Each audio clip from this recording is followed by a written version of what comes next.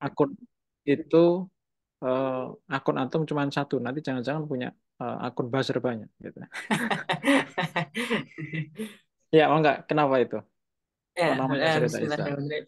Ya, Ustaz. Alhamdulillah teman-teman, perkenalkan sebelumnya nama saya Muhammad Ihsan Akbar, teman-teman. Alhamdulillah salam kenal. Saya tinggal di Bogor. Sebenarnya saya tinggal Bogor, cuman hari ini saya masih mondok di Sumedang, teman-teman. Di kalau mau teman-teman mau berkunjung ke Jatinangor, nggak jauh dari Unpad ya, di Darul Hmm. Bayan namanya. Nah, teman-teman semua, kalau misalnya tadi ya Ustadz Luki nanya namanya kenapa cerita Ihsan. Jadi saya ingin membagikan ya sekelumit cerita singkat lah ya, maksudnya dari sudut pandang saya sebagai ya seorang anak muda yang mungkin sama-sama kayak teman-teman semua ingin apa ya mengekspresikan apa yang saya rasakan gitu kan ya, Hmm. apa yang telah Islam ajarkan terhadap saya, kemudian apa sih yang bisa kita bagikan di akun cerita Ihsan ini. Dan itu sih mungkin cerita singkat kenapa judulnya cerita ya. Awalnya tuh namanya nama biasa gitu ya. Jadi dulu tuh Hmm. sebenarnya ini akun pribadi, Hmm. akun nggak ada niat buat konten, nggak ada niat buat bikin video-video, nggak. Jadi cuma pada saat itu ada sahabat saya yang mengajak pada saat itu. Kemudian saya ditemukan juga bersama Ustadz Luki gitu. Kita di teman surga teman-teman. Nah kita Hmm. sama-sama apa ya? Saya dari situ belajar banyak hal. Ternyata dakwah itu asik teman-teman gitu ya. Ternyata dakwah itu apa ya teman-teman mungkin pengen kalau mau coba silahkan itu seru banget gitu. Nah termasuk duduknya saya di sini juga saya sebagai apa ya berikhtiar juga tadi teringat lagi lagu Maher Zain tentang Palestine will be free itu yang bikin saya haru itu bukan hanya lagunya tetapi lagu itu udah lama. Gitu. Hmm. Lagu itu udah saya dari SD, dari saya kecil sampai sekarang lagu itu tetap tetap belum terwujudkan gitu ya. Palestine will be free itu ternyata belum terwujud. Nah, itu yang membuat saya ya Allah nih lagu dari dulu sampai sekarang berarti kalau saya di Palestina sekarang tuh saya masih perang gitu. Dari saya kecil sampai sekarang saya masih perang. Nah, itu yang saya kebayangkan. Ya, gitu mungkin. Siap, Ustaz, siap, siap. sebagai awal juga. Oke, sip. Nanti teman-teman yang menyimpan pertanyaan terkait sama entah itu eh, profil dari Kak Ihsan maupun nanti Ya, materi, nanti silakan dicatat ya. Kak Ihsan, silakan sepenuhnya waktu dan layar saya persilakan kepada antum. Monggo. ya, ya, Ustaz. Syukran, Ustaz. Oke, Ya. bismillahirrahmanirrahim. Teman-teman semua, alhamdulillah. Alhamdulillah, nahmadu wa nasta'inu wa nastaghfiruh wa na'udzu billahi min syururi anfusina wa min sayyiati a'malina. May yahdihillahu fala mudilla lahu wa may yudlil fala hadiyalah. Asyhadu an la ilaha illallah wahdahu la syarika lahu wa asyhadu anna Muhammadan abduhu wa rasuluhu ba'du. Alhamdulillah teman-teman semua yang semoga kita senantiasa dirahmati Allah SWT. Alhamdulillah di 10 malam terakhir yang semoga kita sama-sama berbahagia teman-teman. Di malam 23 hari ini, kita nih teman-teman, kita bisa merasakan nafas yang segar, udara yang sejuk, dan alhamdulillah di daerah saya ini agak hujan. Gimana teman-teman? Mungkin di daerah teman-teman ada yang hujan atau lagi panas gitu, atau lagi eh, angin-angin sepoi-sepoi. Nah, mungkin bisa di komen atau terserah lah ya. Enggak juga nggak apa-apa. Teman-teman semua, pada malam kali ini kita ingin membangun. Oh ya, baru kelar hujan. Oke, saya juga ini agak baru kelar ya. Tadi baru habis terawih, terawih itu hujan dikit lah. Nah, alhamdulillah teman-teman, pada malam kali ini kita ingin sama-sama teman-teman kita coba tentu teman-teman kita sudah merasa bosan ya, bukan bosan. Udah merasa kayak antara bosan, khawatir, gak bisa apa-apa terhadap genosida di Palestina. Dan belakangan ini saya melihat di sebuah berita bahwa terjadi ya konflik gitu kan ya di daerah Israel gitu kan di Israel bagaimana masyarakat pun pada saat itu hari ini itu merasa nggak enak juga gitu kan sebagai masyarakat Israel itu ya yang mengaku Israel ya gitu ya mereka sudah tidak mau apa namanya genosida itu terjadi gitu kan ya kalau misalnya kita memakai pada saat itu mereka menggunakan hati nurani mereka. Nah, tapi teman-teman semua ini kita akan sedikit membahas dan insya Allah saya akan share PPT bukan PPT ya slide sama aja ya ini slide aja sih tentang materi kita pada kali ini. Dan tak lupa salawat dan salam semoga senantiasa turut limpahkan kepada baginda mulia kita Nabi Muhammad Sallallahu Alaihi Wasallam beserta para keluarganya, para sahabatnya, dan semoga kita yang di sini berkumpul teman-teman atas rasa kita ingin mengaku sebagai umat Nabi Muhammad Sallallahu Alaihi Wasallam dan juga semoga kita diakui oleh Nabi Muhammad SAW sebagai umatnya yang senantiasa kita menuntut ilmu, yang senantiasa kita menggali potensi kita, dan senantiasa kita membela kebenaran terhadap kezaliman yang ada pada saat ini. Oke teman-teman semua, izinkan saya untuk men-share screen ya pada pertemuan kali ini.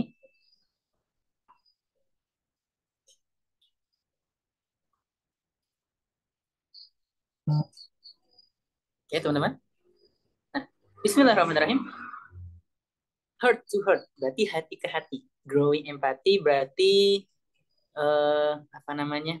Membangun empati untuk kita Palestina, ya, untuk kita terhadap Palestina. Nah, teman-teman semua, kita ketika mengenal Islam, apa yang kita kenal, dan ya, selama kita mungkin hidup ya di era sekarang, gitu kan ya, di zaman sekarang, apa yang membuat kita merasa dan apa yang kita kenal terhadap Islam, teman-teman. Nah, heart to heart growing empathy for Palestine. Nah, tapi sebelum itu, saya ingin mengajak teman-teman semua kita merefleksi apa yang kita rasakan sebagai umat Islam pada hari ini, teman-teman.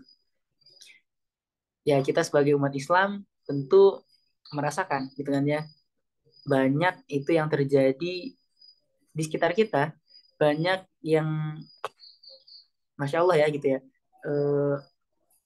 yang itu apa ya, kita sebagai Islam tuh, ketika kita mengenal Islam pada hari ini itu banyak sekali sesuatu yang itu, teman-teman, susah untuk digambarkan ya. Jadi kita mengenal Islam itu sebagai kebaikan, tetapi di sisi lain juga kita mengenal Islam itu adalah sebuah yang menyedihkan, gitu kan ya. Kenapa? Karena Islam pada hari ini kita kenal dengan banyak sekali genosida yang terjadi, banyak sekali apa ya, hal-hal buruk yang terjadi pada Islam pada hari ini. Yang padahal pas masa kecil kita mengenal Islam itu adalah sesuatu yang luar biasa. Bagaimana sebelumnya kita mengenal Islam itu memiliki peradaban yang luar biasa hebat. Islam itu apa namanya, menjadi pusat mercusuar, gitu kan ya, bagi peradaban Islam yang gemilang pada saat itu, ya kan ya. Dan mungkin sebelumnya kita sudah melihat bagaimana sejarah, ya kan, yang disebutkan oleh para asatidz kita kemarin, gitu kan ya. Nah, tetapi teman-teman, pada kali ini saya bukan ingin membahas tentang sejarah atau kegemilangan yang luar biasa tentang Islam, tetapi bagaimana kita mengenal Islam pada saat ini, teman-teman. Nah, maka teman-teman, mungkin pada hari ini kita mengenal Islam itu hanya sekedar ya bagaimana identiknya, gitu kan ya, Islam itu dengan Ramadan, gitu kan ya, dengan ketupatnya, dengan baju kokonya, itu kan yang sering kita dengar di Instagram kan, gitu kan ya. Orang-orang itu kan kita sibuk apa namanya, nanti baju lebaran pakai apa, kemudian saya nanti bukannya pakai apa, rebutan takjil ya kan, gitu kan ya, sama nonis dan sebagainya. Islam itu yang mungkin kita rasakan sekarang. Tetapi teman-teman semua, bahwa kita mengenal Islam pada hari ini berarti kita mengenal bagaimana Islam itu lahir. Nah, maka teman-teman semua, kita merasakan, teman-teman, di Indonesia ini, bahkan di dalam tubuh kita ini, kita merasakan Islam itu sudah sangat menempel di dalam tubuh kita. Bukan menempel dalam makna yang nempel doang, tapi gerak-gerik kita, bahkan pakaian kita, hingga pemikiran pun itu, mengapa Islam itu bisa ada, gitu kan ya? Mengapa Islam itu bisa ya kita rasakan pada hari ini, gitu kan ya. Kenapa Islam itu ada, bahkan mengubah nama kita, gitu kan ya. Nama saya pun itu identik dengan Islam, gitu kan ya. Seberapa ngaruh, gitu kan ya, Islam pada hari ini terhadap kita, gitu ya. Dan itu bagaimana terjadi caranya. Nah, maka ketika kita mengenal Islam, maka kita harus mengenal di mana Islam pertama kali turun. Nah, maka Islam pertama kali turun itu di sebuah kota yang bernama Mekah, gitu ya. Kota Mekah itu, teman-teman, ya jangan kita lihat kota Mekah itu seperti sekarang. Jangan kita melihat kota Mekah itu mewah dengan tehelnya yang, ya di Masjidil Haram itu kan tehelnya sangat mahal ya. Bahkan saya pernah lihat artikelnya itu sekitar 4 juta per tehelnya, yang membuat marmernya itu dingin, gitu kan ya, sehingga orang-orang yang tawaf itu menjadi nyaman. Nah, itu kan yang terjadi pada saat ini. Kemudian kita melihat bangunan-bangunan Uni Emirat Arab, itu kan ya, Dubai, kemudian ya daerah-daerah sekitarnya itu ya. Bagaimana kita melihat Qatar, kemudian melihat Abu Dhabi, kemudian kita melihat bahkan Mekah dan Madinah pun itu banyak sekali bangunan-bangunan yang mewah, katanya. Tetapi kalau misalnya kita melihat 1400 tahun, gitu kan ya, pada Hijriyah yang lalu, gitu kan ya, bagaimana itu Nabi Muhammad SAW 600 tahun Masehi itu kemudian lahir di sebuah kota ini. Yang pada saat itu kotanya itu masih berupa kayak teman-teman pernah main Minecraft atau main Roblox. Nah, kurang lebih kayak gitu. Jadi kotak-kotak, kemudian itu hanya bangunan yang di situ dibuat dari tanah liat, kemudian ya dicetak, gitu kan, dari lumpur, kemudian dicetak, dan juga disusun sehingga menjadi sebuah rumah. Nah, kemudian teman-teman semua, pada saat itu kota yang pada saat itu ya dianggap tidak ada gitu kan ya, maksudnya kalau di Google Map tuh mungkin dulu nggak ada. Jadi ibaratnya tuh orang-orang tuh menjadikan Persia, Romawi itu menjadi mercusuar ilmu, menjadi pencusuar peradaban pada saat itu. Maka Mekah pada saat itu nggak dilirik sama sekali. Tetapi teman-teman semua, qadarullah, kehendak Allah Subhanahu wa taala, akhirnya pada saat itu berarti kita akan mengenal pesan dari sang utusan. Gitu kan ya? Pesan dari sang utusan terhadap kita, gitu kan ya. Ya. Bagaimana Muhammad SAW lahir pada saat itu, kemudian ya lahirnya di mana teman-teman? Bukan lahir di Persia, bukan lahir di Romawi pada saat itu negara-negara superpower, tetapi lahir di negara atau kota kecil yang itu kotanya bahkan disebut kota jahiliyah.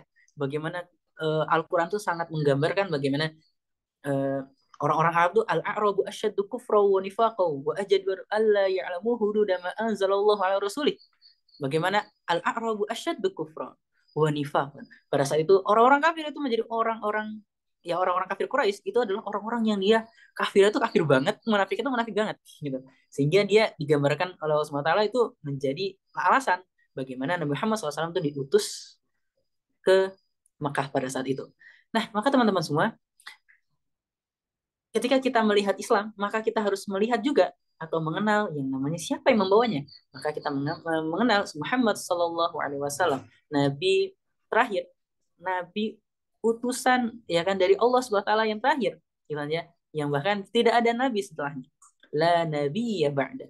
Nah, maka teman-teman semua, kemudian ketika kita melihat kota Mekah itu yang super jahil, gitu kan ya. Maka kita penasaran juga dong, bagaimana respon orang-orang yang pada saat itu, atau sikap, atau empati seperti apa yang ditampilkan oleh masyarakat tadi, yang dia tuh orangnya tuh kafir banget, orangnya dia tuh munafik-munafik banget, gitu loh ya. Nah, maka dari situ akan muncul kisah yang unik, teman-teman, gitu kan ya. Bagaimana seorang nabi, gitu kan ya, nabi terakhir yang itu tidak diduga-duga atau bukan tidak diduga. Jadi yang padahal sebelum-sebelumnya nabi-nabi itu turunnya di kalangan Yahudi, tetapi pada saat ini nabinya itu lahir di sebuah kota yang bernama Mekah, itu dari bangsa Quraisy kan gitu. Nah, akhirnya di sini muncullah bagaimana kita harus melihat bagaimana sikap orang-orang terdahulu mengenal syariat Nabi Muhammad SAW. Gitu. Maka kita akan melihat mungkin di situ ada yang pro, kontra, dan sebagainya. Maka teman-teman, singkatnya kita mengenal ada 3 sikap orang-orang Quraisy terhadap syariat yang dibawa oleh Nabi Muhammad SAW. Nah, maka teman-teman semua, 3 sikap seperti apa yang digambarkan oleh ya yang bisa menjadi contoh teman-teman semua, menjadi pelajaran semua bagi kita untuk apa? Posisi kita pada hari ini, ya kan, melihat kondisi Gaza pada hari ini, kemudian sikap apa yang harus kita ambil. Sebagaimana kita harus melihat 3 sikap orang Quraisy melihat kebenaran Nabi Muhammad SAW. Oke, sikap pertama teman-teman adalah kita melihat banyak sekali penolakan. Pada saat itu teman-teman semua, Nabi Muhammad SAW itu diperintahkan untuk berdakwah pertama kalinya selama 3 tahun, itu dakwah secara diam-diam. Pada saat itu tidak ada penolakan, tidak ada pengaruh, tidak ada respon yang begitu besar dari pemuka-pemuka Quraisy. Ya, seperti angin yang lewat atau debu yang berhembus atau air yang mengalir, seakan-akan itu tidak terjadi apa-apa. Islam yang pada saat itu diremehkan, Nabi Muhammad SAW yang dianggap ya ini bukan siapa-siapa, ini hanya seperti orang biasa, tidak ada penolakan, tidak ada kekerasan, dan tidak ada sesuatu yang mengganggu dakwah Nabi Muhammad SAW. Pada saat itu 3 tahun Nabi Muhammad mendapatkan 40, ya kan? Allah menghadirkan kepada Muhammad itu 40 orang yang setia mengikuti beliau. Ya, di antaranya adalah Abu Bakar, kemudian ya Sayyidina Umar dan sebagainya. Hanya pada saat itu akhirnya orang-orang kafir Quraisy semakin mulai ada rasa khawatir. ini kok orang-orang makin lama makin banyak ya yang ikut Nabi Muhammad SAW gitu kan ya. Kok orang-orang banyak banget yang bikin yang ngikutin orang ini kan gitu. Akhirnya pada saat itu akhirnya turunlah surat Al-Hijr teman-teman. Bagaimana lafadznya itu fasda bima tu'maru wa'rid anil musyrikin. Akhirnya ketika Rasulullah Shallallahu Alaihi Wasallam mendapatkan wahyu itu, wahyu tersebut fasda bima tu'maru gitu kan ya. Jadi serulah gitu kan ya. Bima tu'maru terhadap apa-apa yang diperintahkan. Wa'rid anil musyrikin kan gitu kan ya. Dan apa namanya? Jauhilah kan gitu kan ya. Maka tinggalkanlah orang-orang musyrik. Nah, maka berpalinglah dari orang musyrik. Nah, akhirnya pada saat itu Nabi Muhammad SAW bergegas menuju Bukit Sofa. Bukit di kota Mekah pada saat itu, ya di sekitaran sana. Yang pada saat itu kemudian Rasulullah SAW mengumpulkan orang-orang dari beberapa kalangan di Quraisy pada saat itu. Beliau menyeru di atas bukit. Hei, orang-orang Quraisy, orang-orang Mekah, berkumpullah. Wahai, gitu kan ya. Bani ini, wahai bani itu, gitu kan ya. Berkumpullah kemari, gitu kan ya. Nah, pada saat itu Rasulullah SAW berhasil mengumpulkan orang-orang pada saat itu. Orang-orang masih menganggap beliau adalah seorang al-amin, orang yang terpercaya, gitu kan ya. Sehingga pada saat itu orang-orang itu gak segan-segan, langsung aja berkumpul, gitu kan ya. Karena mengenal Nabi Muhammad SAW adalah seorang yang baik pada saat itu. Nah, oke teman-teman semua, kemudian setelah itu Rasulullah SAW mengatakan seperti ini. Wahai kaum Quraisy, seandainya aku berkata di belakangku ada 100.000, gitu kan ya, ratusan ribu prajurit yang akan menyerang kita pada hari ini, apakah kalian akan percaya? Kemudian, nah sengaja Rasulullah SAW pada saat itu menggunakan perumpamaan yang itu seakan-akan nggak mungkin, ya emang nggak bakal terjadi kan gitu. Tetapi anehnya semua orang percaya dengan perumpamaan yang itu pada saat itu nggak mungkin sebenarnya, gitu loh ya. Orang-orang pada percaya kan gitu ya. Nah, itulah sedahsyat itulah Nabi Muhammad SAW mendapatkan gelar alami. Tetapi teman-teman semua, gak ada pada saat itu orang yang mengatakan saya tidak setuju. Gak ada. Semua orang mengatakan setuju, gitu kan ya. Saya percaya, gitu kan ya, bahwa apapun yang dikatakan olehmu itu kami percaya. Itu semua orang bilang kayak gitu dalam hatinya ataupun secara tulisannya. Maka teman-teman semua, kemudian Rasulullah SAW mengatakan hal yang kedua.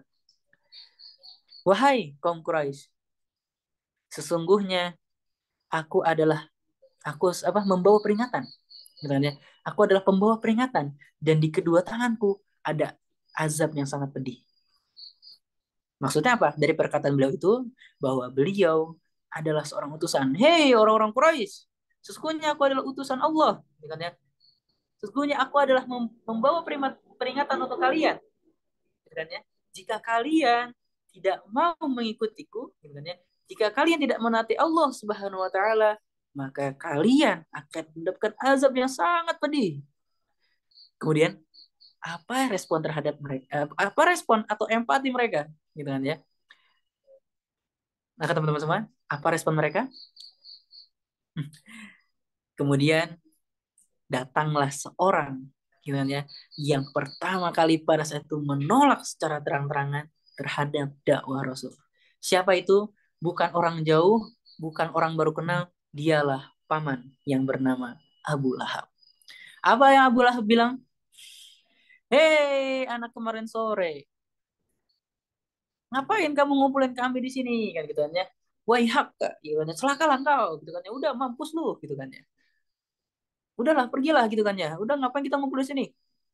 Dan itulah perkataan dari seorang paman Nabi Muhammad SAW terhadap dakwah, terhadap kebenaran yang dibawa oleh Nabi Muhammad SAW.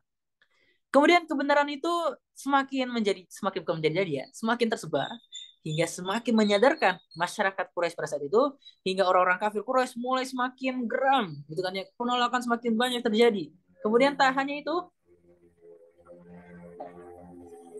ada suara motor.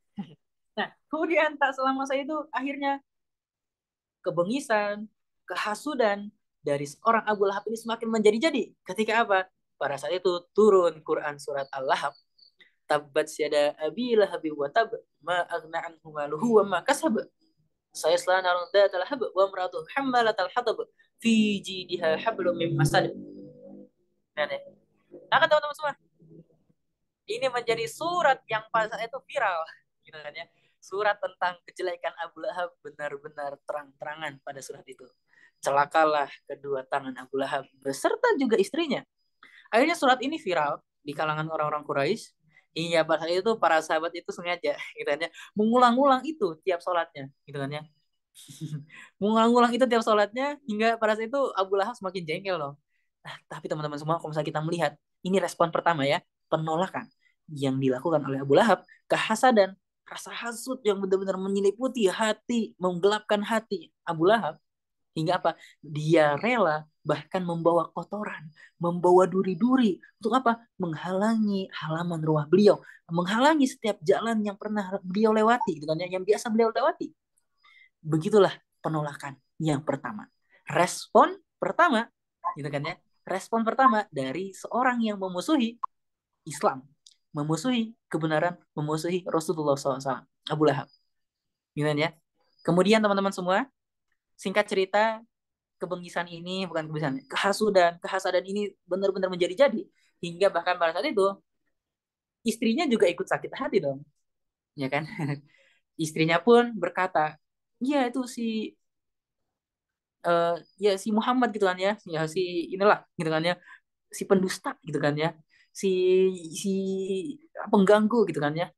Oh, dia benar-benar nih udah kelewatan ini, gitu kan ya. Harus kita apain ini kan kita." Bahkan itu kan tabat siada ablah beliau tab maluhu, maksud saya setelah naruh tetap wa mar'atuhu hammalatal hatab, gitu kan ya, fi jidha belum masad. Leher istrinya tuh kan digambarkan di situ di Quran kan terbelit ya, gitu kan ya. Kemudian dia berkata, emang lu kira gue ini onta kan, gitu kan ya, kata si istrinya itu. "Ya udah, oh, apa namanya, kita harus makin ini nih kan, gitu kan ya. Udah kita bunuh aja itu orang itu kan, kita bunuh aja tuh Muhammad, gitu kan ya. Akhirnya apa? Kebengisan istri ini, karena istri Abu Jahal, Abu Lahab, gitu kan ya. Kemudian dia membawa pisau, kemudian pergi ke rumah Nabi Muhammad SAW. Kemudian di samping Nabi Muhammad SAW ada Sayyidina Abu Bakar, gitu kan ya. Kemudian dia berkata, "Hei Abu Bakar, gimana Muhammad itu?" Gitu kan ya. Kemudian Abu Bakar berkata, gitu kan ya, "Apakah kau tidak melihat orang di sebelahku ini?" Gitu kan ya. "Mana?" Gitu kan ya. "Apakah kau mengejekku?" Kan gitu kan ya. Nah, pada saat itu ini adalah salah satu mujizat Nabi Muhammad SAW. Pada saat itu istri Abu Lahab ini nggak bisa ngelihat, gitu kan ya, nggak bisa ngelihat Muhammad itu di mana. Sehingga pada saat itu dia merasa terhina dong. Ya mana? Nggak ada kan, gitu kan ya. Nggak ada Muhammad di sini, gitu kan ya. Akhirnya pada saat itu ya rame-rame gitu kan, pasti orang-orang mau ngumpul ya. Biasanya kan kalau kita lagi rame-rame suka ada yang ngumpul. Nah ini juga terjadi di situ. Dan orang-orang Muslim pada saat itu, orang-orang mukmin itu semuanya bisa melihat Nabi Muhammad SAW itu berada di samping Abu Bakar, gitu kan ya. Kemudian melihat ya istrinya Abu Lahab ini ya ngomong-ngomong gak jelas kan, gitu ya. Nah teman-teman, kemudian singkat cerita akhirnya keimanan orang-orang yang beriman semakin bertambah dan kemusyrikan orang-orang musyrik itu semakin menjadi-jadi. Bahkan dari situlah Nabi Muhammad mendapatkan gelar bahwa dia adalah seorang penyihir dan sebagainya. Dan teman-teman semua, penolakan ini semakin kemudian apa ending dari orang yang menolak terhadap Nabi Muhammad SAW dan Nabi Anak Abu Lahab, gitu kan ya. Celakanya pada saat itu jadi kematian dari Abu Lahab itu, dia itu tubuhnya tuh jadi buduk, gitu kan ya, tubuhnya itu penuh dengan ya bisul dan sebagainya yang itu bau. Kemudian ya bahkan orang-orang pun keluarganya nggak ada yang mengurus dia, ya kan? Itu akhir ending Abu Lahab. Bahkan saking parahnya teman-teman semua, saking parahnya Abu Lahab ini kondisi sebelum kematiannya itu sampai nggak ada, ketika dia mati itu nggak ada yang mengubur dari semua bahkan keluarga dekatnya, gitu kan ya. Dengan luka-luka apa, bukan luka ya, jadi kayak borok, gitu kan ya. Teman tahu kan luka-luka yang kayak gitu ya, borok kemudian bisul yang itu baunya wah, gitu kan ya. Bahkan pada situ hingga didiami selama berapa, 4 hari teman-teman, membusuk di ruangan, gitu kan ya, membusuk di rumah beliau, bukan beliau ya, di rumah dia, gitu loh. Akhirnya apa teman-teman, dari situ kemudian orang-orang itu semakin gak enak, udah baunya tuh udah menyebar kemana-mana, gitu ya. wah udah ini mah kata orang-orang Quraisy itu, udah ini mah kita harus terpaksa untuk mengubur dia. Mau gimana caranya, mau di mana aja. Dah, ini sekarang kita usir aja lah dia lah, gitu kan ya. Kemudian apa? Dia didorong, gitu kan ya, pakai tongkat dari jauh, gitu kan ya. Kayak nyodok-nyodok teman-teman kalau misalnya ada kecoa, gitu kan ya. Dipukul-pukul pakai sapu, nah gitu. Nah kemudian ya disodok-sodok gitu kan ya. Akhirnya apa? Disodok-sodok kemudian ditimbun dengan batu, gitu kan ya. Sehingga tubuhnya itu sampai, ya gitu kan ya, sampai tertindih oleh semua batu itu. Begitulah ending dari orang yang menolak surat cinta dari Nabi Muhammad SAW. Kemudian inilah sikap pertama teman-teman, yaitu apa? Penolakan. Kemudian sikap kedua adalah netral. Tadi ada sikap penolakan dan akhirnya apa teman-teman? Akhirnya adalah neraka. Kemudian sikap netral. Sikap netral ini kemudian bisa kita lihat dari seorang paman juga. Paman dari Nabi Muhammad SAW. Yaitu siapa? Abu Thalib. Kita mengenal Abu Thalib adalah sosok yang baik sebenarnya. Sebenarnya dialah yang bahkan membacking dakwah Rasulullah SAW. Kalau ada apa-apa, ya backingannya adalah Abu Thalib pada saat itu. Nah, akhirnya dakwah Rasulullah itu masih dihormati pada saat itu. Nabi Muhammad SAW adalah ya orang yang pada saat itu adalah orang terkemuka. Karena ya menjadi orang-orang yang itu baik gitu kan ya, orang-orang yang dihormati. Nah pada saat itu, nah Abu Thalib itu memiliki sifat netral terhadap Nabi Muhammad SAW. Ya nerima enggak, tetapi mendukung juga, ya ngebacking aja lah kan gitu kan ya. Jadi di sisi lain Abu Thalib ini memiliki sifat yang netral, sebagaimana membacking dakwah Rasulullah SAW atau mendukung mensupport gitu kan ya, sekaligus tetapi masih suka berada di circle-nya Abu Jahal, masih suka dengan circle-nya orang-orang Quraisy, kafir Quraisy dengan ya, sehingga singkat cerita teman-teman semua, sikap netral ini akhirnya menentukan bagaimana sebelum wafatnya Abu Thalib ya teman-teman. Kemudian pada situ teman-teman, Abu Thalib itu kemudian sangat diharapkan keimanannya oleh Nabi Muhammad SAW, tetapi Allah Subhanahu wa taala tidak mengizinkannya, sebagaimana Allah firmankan, innaka la tahdi man ahbabta walakinna Allah yahdi man yasha.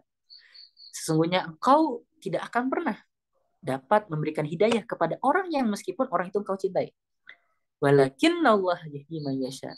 Akan tetapi Allah memberikan hidayah terhadap orang yang ia kehendakinya. Maka sikap netral ini akhirnya apa teman-teman? Berujung pada apa? Nah, Abu Thalib mati dalam keadaan, wafat dalam keadaan su'ul khotimah. Ketika apa? Tidak syahadat sebagaimana yang Rasulullah SAW inginkan. Akhirnya teman-teman, dari sikap dua ini kita dapat pelajaran bahwa orang yang dia menolak terhadap syariat Nabi Muhammad SAW itu celaka. Hatta bahkan orang yang netral pun itu bisa celaka. Dah kita mah netral aja lah terhadap Islam. Udahlah kita netral aja lah. Gitu kan ya. Terhadap genosida di Palestina. Udahlah kita netral aja lah. Gitu kan ya. Terhadap ya kebengisan penguasa zolim. Gitu kan ya. Maka naudzubillah ketika kita endingnya seperti ini teman-teman. Nah maka sikap seperti apa kemudian yang harus kita tampakkan teman-teman semua. Yaitu adalah sikap ketiga. Pembela. Sikap ketiga ini dibawakan juga dan dicontohkan juga oleh paman dari Nabi Muhammad SAW. Siapa itu? Hamzah. Paman Hamzah menjadi satu-satunya paman, salah satu paman yang itu menerima Islam dari Nabi Muhammad SAW, keluarga dekatnya. Bahkan beliau itu menjadi orang yang berani pada saat itu ketika mendapat perintah dakwah secara terang-terangan. Beliau berbaris berdua banjar kan ya, dua baris gitu kan ya, mengelilingi kota Mekah bersama Umar di sampingnya. Nah, memimpin pasukan, memimpin barisan itu, kemudian menyerukan dakwah pertama kali, gitu kan ya, secara terang-terangan. Dan inilah sikap pembelaan. Dan bagaimana wafatnya sangat mulia teman-teman. Hidupnya, bahkan ya hartanya, gitu kan ya, bahkan kita bahkan sampai bisa mendengar kisahnya pun itu karena keberkahan dari sahabat. Kemudian bukan hanya sahabat tetapi paman Rasulullah SAW, itu Hamzah. Maka teman-teman semua, ini kan gitu ya, apa yang sekiranya teman-teman kita bisa dapat pelajaran dari ini? Bagaimana empati kita terhadap Palestina? Apakah kita teman-teman semua gimana ya, seperti orang yang tadi netral atau kita justru menjadi orang yang menolak? Dan kita sendiri tahu di mana ending dari tiga sikap ini. Pertama neraka, kedua neraka, dan ketiga adalah semoga surganya. Maka Islam bukan hanya saat itu, kemudian bukan berhenti pada saat itu saja, tetapi dari pembela-pembela inilah kemudian kita akhirnya mengenal Islam seperti sekarang. Ya, tadi kita mengenal Islam dari pakaian kita, gitu kan ya. Saya sekarang pakai baju koko, ini adalah mungkin salah satu dari dampak Islam itu bisa hadir di Nusantara. Kemudian saya juga biasa sholat pakai peci, itu kan adalah salah satu bukti dari bahwa Islam itu pernah apa ya menjadi vibes-nya kita lah pada hari ini. Bahkan bukan syarat itu, akhirnya syarat Islam pun diemban oleh para ulama. Kemudian Islam itu dia kan di apa namanya diikuti ya kan di apa namanya dikembang kembali, ini kan ya sebagaimana para sahabat. Kemudian para sahabat mengajarkan kepada sahabat yang lain, sahabat yang lain mengajarkan pada muridnya, muridnya mengajarkan pada muridnya, akhirnya lahirlah para pengemban, lahirlah para mujahid, kemudian lahirlah pada saat itu khalifah-khalifah selanjutnya, kemudian kita mengenal para ilmuwan, bukan hanya para ulama, tetapi beliau adalah orang yang berilmu tentang dunia, gitu kan ya. Bagaimana kita mengenal Al-Khwarizmi, kemudian berubah menjadi Al-Khwarizm, kemudian berubah menjadi algoritma. Kita pakai Google, kita pakai TikTok, gitu kan ya. Kemudian kita mengenal pesawat, ya kan? Kita mengenal kopi, gitu kan ya. Itu semuanya berasal dari Islam. Luar biasa. Inilah dampak dari atau respon terhadap orang-orang yang mengemban dan mencintai apa yang Rasulullah SAW bawa. Bukan hanya cinta terhadap syariat itu, tetapi dari cinta syariatnya itu muncul kreativitas-kreativitas baru. Gitu kan ya, menjadi inovasi-inovasi baru, mulai dari kendaraan, mulai dari minuman, mulai dari budaya, pakaian, gitu kan ya. Yang itu indahnya luar biasa teman-teman, bukan hanya modern tetapi itu tetap terikat dengan syariat Islam.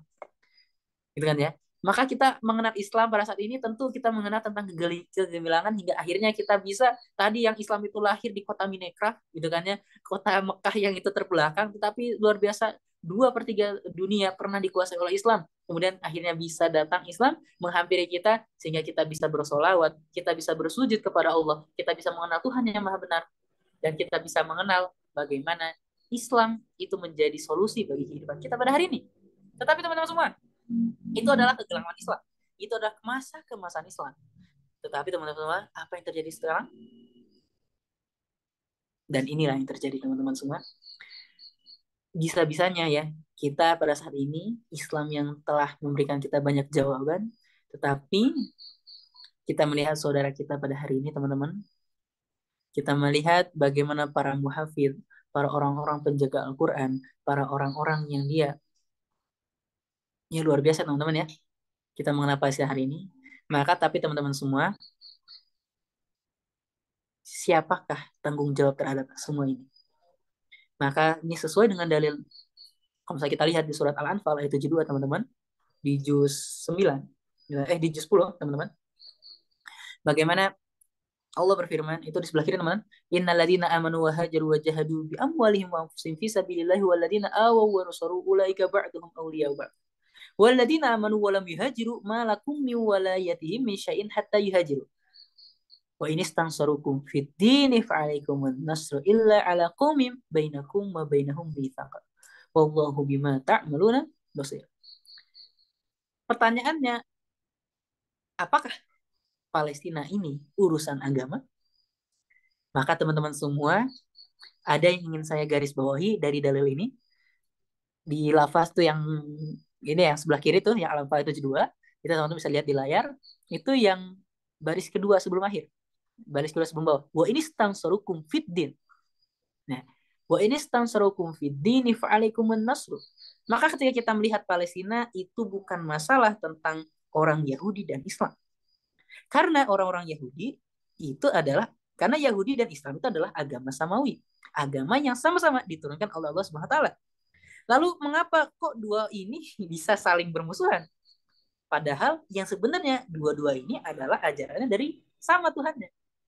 Sebagaimana Nabi Musa mengakui Tuhannya adalah Allah, sebagaimana ya kan, qala inni abdullah ataniyal kitab wa ja'alani nabiyya, yang disebutkan oleh Nabi Isa. Kemudian Nabi Ibrahim juga, ya kan, la syarika lahu bidzalika umirtu ana awwalul muslimin wa ana awwalul mu'minin, kan ya. Tetapi kok bisa antara Yahudi dan Islam itu bermusuhan? Maka ketika kita melihat Palestina, bukan tentang bagaimana orang Yahudi dan Islamnya, tetapi kita di sini membela mana yang taat kepada Allah, dan kita akan bagaimana memusnahkan semusnah-musnahnya orang yang menghengkang atau menolak syariat Islam. Betul nggak? Orang-orang Israel itu adalah orang-orang yang menolak Islam, menolak ajaran dari Tuhannya, menjadi orang-orang yang membangkang, gitu kan ya. Sedangkan orang-orang Palestina itu adalah orang-orang yang berusaha untuk menegakkan Islam. Betul nggak? Maka kita dari sini bukan kita melihat Yahudi atau Islamnya, bukan hanya itu, tetapi bagaimana kita melihat kita di posisi mana. Apakah kita menjadi posisi orang-orang yang membangkang, apakah kita atau menjadi posisi orang-orang yang menjadi pembela agama Allah. Gitu kan ya. Maka di sini sangat jelas bahwa ini stang serukum fiddin. Dan jikalau mereka meminta pertolongan terhadap kalian, ada orang atau segolongan umat Islam, umat Muslim yang itu meminta pertolongan terhadap kalian, fiddini dalam urusan agama, fa'alaikumun nasru, maka wajib atas kalian menolong. Ini menjadi dalil yang kuat sebagai kita merespon apa terhadap Palestina pada hari ini kita. Bahkan tak hanya itu, Islam itu identik dengan jamaah, teman-teman. Betul nggak? Terawih jamaah, sholat jamaah, Idul Adha jamaah, Idul Fitri jamaah. Apalagi teman-teman? Ya, kita bermasyarakat jamaah. Maka itu sangat relate dengan surat At-Taubah ayat 71. Wal mu'minuna wal mu'minatu ba'duhum awliya'u ba'd. Bahwa kaum muslim yang satu, kaum muslim yang lain, orang mukmin yang satu dan mukmin yang lain adalah saling bersaudara. Ba'duhum awliya'u ba'd, menjadi pelindung, menjadi sahabat, menjadi kerabat terhadap mukmin yang lainnya. Apa tugasnya mereka tuh? Ya'muruna bil ma'ruf. Mereka saling memberikan kebenaran, saling menguatkan, gitu kan ya. Wa yanhauna 'anil munkar, kemudian mencela terhadap yang munkar. Wa yuqimuna shalat, dan melaksanakan salat. Wa yu'tuna zakat, dan melaksanakan zakat. Wa yuti'una Allah wa rasulah, dan menaati Allah dan Rasulnya. Ulaika sayarhamuhumullah, mereka lah orang-orang yang akan diberi rahmat oleh Allah. Innallaha azizun hakim, dan sesungguhnya Allah itu maha aziz, maha perkasa, hakim, dan maha menghukumi. Bahkan tak hanya itu teman-teman semua, Allah juga berfirman di surat Al-Imran ayat 104, wal takum minkum ummat, ya kan ya. Dan wajib tuh kan ya, di antara kalian itu ada sebuah golongan umat, yad'una ilal khairi, menyeru pada yang kebaikan, wa ya'muruna bil ma'rufi, dan mengerjakan, dengan memerintahkan terhadap yang ma'ruf, wa yanhauna 'anil munkar, dan mencela dan mencegah terhadap setiap yang mungkar. Dan mereka itu orang beruntung. Ini menarik teman-teman. Di sini wal takum minkum ummatun. Jadi harus ada di antara kalian itu segolongan umat. Berarti nggak sendirian dong. Berarti kita harus menjadi orang-orang yang dia itu membela terhadap kebenaran, membela terhadap siapa yang berhak dibela, dengan apa? Secara berjamaah. Maka teman-teman semua, inilah mungkin pesan singkat pada malam kali ini. Di manakah posisi dan sikap kita pada hari ini? Apakah kita menjadi orang yang menolak terhadap atau merasa cuek terhadap Palestina? Atau justru kita ingin menjadi seorang pembela terhadap Palestina pada hari ini? 176 hari dari sekitar 176 hari dari 7 Oktober itu menjadi, ya kalau bisa kita lihat ya, itu ibarat sebuah film teman-teman semua, Palestina pada saat ini. Film yang itu berepisode-episode, dan itu teman-teman semua, itu bukan hanya sekedar film, tetapi itu pemerannya itu tanpa stuntman, gitu kan ya, adegannya real, nggak ada editan. Dan bayangkan, dan itu mereka adalah saudara-saudara kita, ayah-ayah kita, ibu-ibu kita, ya kan ya. Bahkan luar biasa kalau misalnya ngeliat itu suka gimana gitu ya, kesal ya, tetapi kita nggak bisa apa-apa. Nah maka teman-teman semua, ini menjadi pertanyaan bagi kita hari ini. Empati kita seperti apa terhadap Palestina? Apakah hati kita sudah terhubung dengan hati mereka? Gitu ya. Nah maka tentu yang namanya cinta pasti kita butuh bukti. Maka bukti apa teman-teman semua terhadap cinta kita terhadap Palestina? Ya, maka sangat sangat bisa kita mulai teman-teman semua dengan bagaimana hari ini kita hadir duduk di sini, kita niatkan untuk kita sama-sama membangun rasa cinta kita terhadap Palestina, termasuk diri saya sendiri, misalnya. Maka teman-teman semua, dimulai dari mana kita membela Palestina? Itu bukan dengan alat yang canggih dulu, bukan menunggu kita menjadi selebgram, bukan kita menunggu followernya banyak, tetapi kita punya suara, kita punya telinga, kita punya mata yang senantiasa menyaksikan hal tersebut. Maka kita mulai dari siapa? Kalau bukan diri kita sendiri yang ditunjuk oleh gambar ini. Gitu ya teman-teman semua. Maka itulah sedikitnya teman-teman semua pesan pada malam kali ini. Semoga itu menjadi gambaran buat kita semua dan pertanyaannya gitu kan ya terhadap itu ya maka sangat mudah kita mendapat gambaran bagaimana kita melihat sikap para sahabat, bagaimana kita melihat sikap orang-orang Quraisy, kemudian kita melihat sikap orang-orang yang netral gitu kan ya. Maka kita mengingat tadi tiga posisi tadi. Yang pertama, penolakan akhirnya kemana? Neraka. Netral kemana? Neraka. Maka hanya ada satu posisi yang membuat kita selamat di dunia akhirat. Karena ini bukan tentang siapa Palestina, mereka itu siapa bukan, tetapi bertanggung jawab terhadap Tuhan mereka, ya kan ya? Karena Tuhan mereka sama Tuhan kita sama. Dan kita akan bertemu dengan Tuhan kita, kemudian bagaimana respon kita atau bagaimana sikap kita terhadap nanti ketika kita ditanya Allah Subhanahu wa taala, kenapa kamu tidak menolong saudara-saudara sebagaimana aku telah mewajibkan, gitu kan ya? Bagaimana di dalam Al-Qur'an luar biasa banyak sekali tadi ya dalil-dalil tentang persatuan, dalil-dalil di apa namanya terhadap menolong kaum muslimin, gitu kan ya. Maka teman-teman inilah empati yang perlu kita bangun, termasuk diri saya sendiri, gitu kan ya. Dan maka ini tidak bisa kita sendiri teman-teman, gitu ya. Tetapi kita bisa berisik bersama-sama, gitu kan ya. Terhadap apa? Terhadap keadilan di Palestina dan bukan hanya di Palestina, tetapi betapa banyak negara-negara lain seperti di Uighur, bagaimana di Irak, ya, Iran, Afghanistan, di Kyoto, di India, bahkan di Indonesia sendiri, gitu kan ya. Itulah teman-teman tugas kita hari ini. Kita bisa insya Allah bersuara teman-teman semua dengan apa yang kita punya, entah itu Instagram yang semoga ya yang mungkin bisa jadi Instagram kan besok entah itu nggak ada, gitu kan ya. Mumpung ada, dan mumpung ada kesempatan teman-teman semua, dan semoga ini menjadi hujah ya bagi teman-teman semua dan kita. Semoga Allah SWT yang memberikan kemampuan terhadap kita. Kemudian apalagi di malam hari ini adalah malam yang istilah mustajab teman-teman. Kenapa? Karena ini adalah malam-malam akhir di bulan Ramadan. Dan mungkin itu teman-teman semua, bukankah kerinduan, ya kan? Bukankah persatuan yang kita rindukan pada hari ini? Ya, kan ya? Itu menjadi pertanyaan bagi kita dan menjadi motivasi bagi kita. Bukankah persatuan yang kita rindukan? Dengan sebagaimana persatuan yang dibangun oleh Nabi Muhammad SAW, kemudian dilanjut oleh para sahabat, dan itu yang sangat kita rindukan. Mungkin sekian dari saya, kurang lebihnya mohon maaf. Wassalamualaikum warahmatullahi wabarakatuh. Waalaikumsalam warahmatullahi wabarakatuh. Oke. Terima kasih Kak Isan. Menarik sekali tadi yang disampaikan sama Kak Isan. Eh, jadi tadi ada pertanyaan bahwa posisi kita di mana, gitu ya. Tadi udah panjang lebar dijelaskan bahwa ada sikap yang menentang, kemudian ada sikap netral, ya.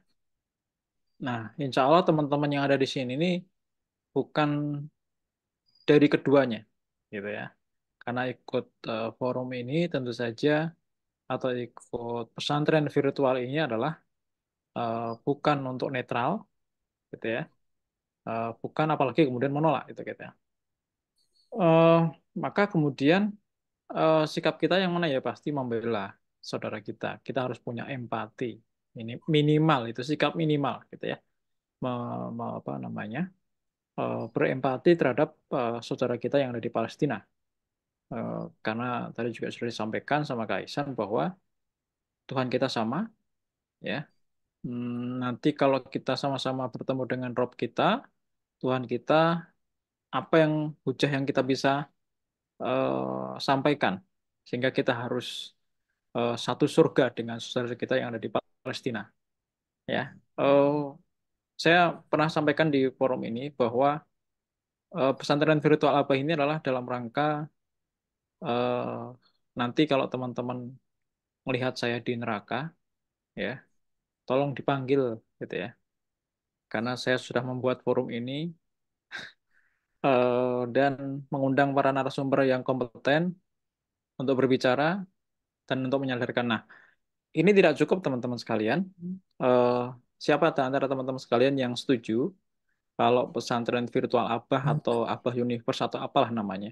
Tadi juga sempat disinggung bahwa atau sempat juga saya sampaikan kita bikin semacam apa sebutannya mungkin komunitas gitu ya atau gerakan berisik bareng gitu ya. Berisik bareng yang itu tidak hanya berhenti di sini. Nanti setelah setelah Lebaran apa namanya? Aksi ini kita harus teruskan, harus kita lanjutkan ya.